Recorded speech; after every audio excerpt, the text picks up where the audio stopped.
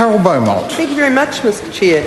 I have to say I agree with the member Keith Locke. I think that the commencement for this Act should come into force somewhere far, far away from 1 year from now, or 1 year after the date on which it receives the royal assent, which is of course what's currently in the bill.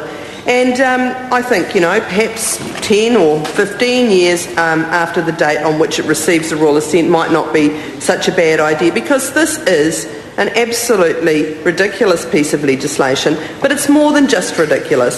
It actually reinforces, and the logic behind it, as far as I can tell, and I use logic in the sort of broadest sense of the word, the logic behind it is fundamentally flawed.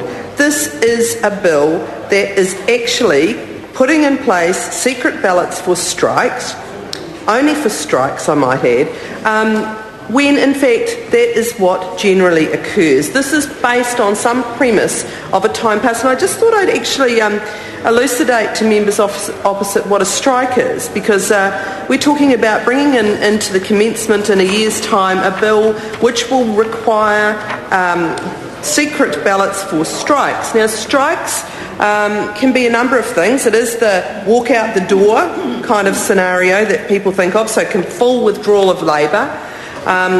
But it's other things as well. It's also refusing or failing after any such discontinuance to resume or return to employment. It's about breaking employment agreements. It's about refusing or failing to accept engagement for work in which they're usually employed. And it's about reducing their normal output or their normal rate of work. Now, I go into some depth on this word strike because actually it's not an easy thing to do. It's never been an easy thing for people to do. People do think about it and make a decision to strike in very extreme circumstances usually when they are trying their level best to improve their wages and conditions of employment. And that has become tougher and tougher.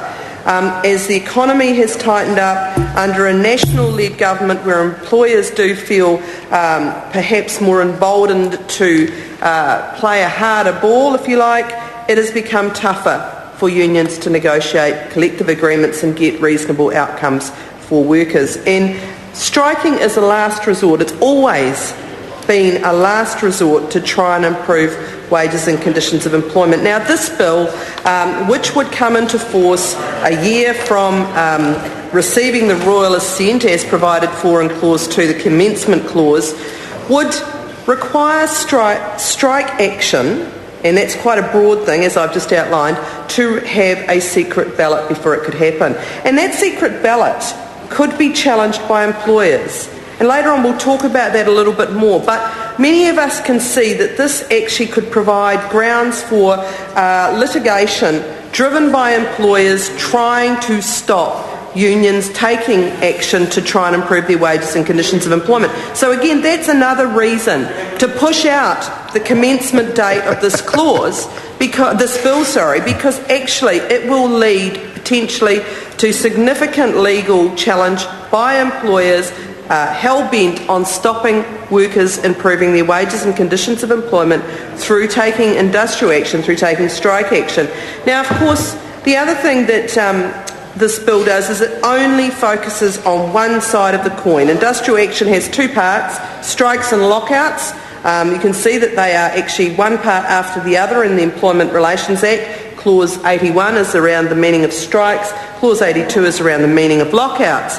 But that isn't affected by this bill. So the commencement would bring into force a regime that only applies to one part of the industrial relations landscape, not the other, which is the lockout. And the lockout is effectively where employers take actions that stop workers doing their job and also, therefore, impacts on the person's pocket, means that they're not earning money. And certainly there's been some very, very ugly lockouts in this country's history, and I'm not just talking about the 1951 lockout, but much more recently, the Progressive Enterprises lockout, and that would not require any sort of ballot. It didn't require any sort of ballot, and a similar, very large-scale lockout like that, which put enormous pressure onto very low-paid workers, would not, under the provisions of this bill, be required to take any form of ballot, any form of consultation, the management of a company can just go ahead. So when this Chair. Chair.